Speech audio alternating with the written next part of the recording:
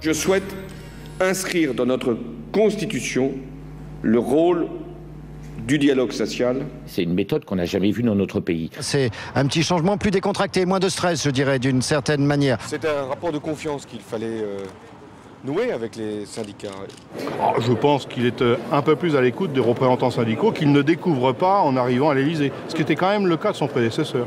C'est à l'opposé, effectivement, de ce que nous avons fait, nous, c'est vrai. Il n'y aura pas de loi sans qu'il y ait eu une phase de dialogue. C'est une demande de la CFDT depuis des dizaines d'années.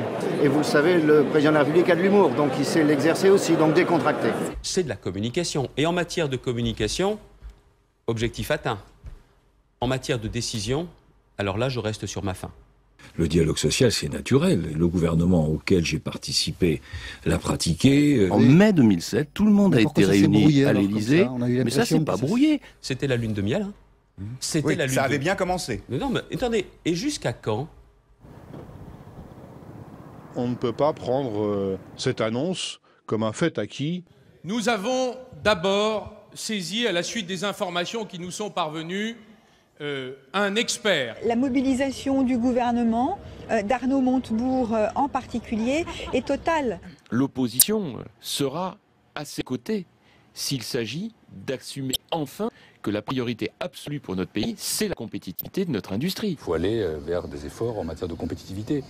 Et nous le ferons. Oui, comment vous dites, c'est Pierre Moscovici ou c'est Laurence Parisot? Ah bah il dit la même chose que Madame Parisot, tiens. Nous allons d'ailleurs questionner la direction de Peugeot. Nous, on attend de la part de Montebourg et du gouvernement des actes concrets.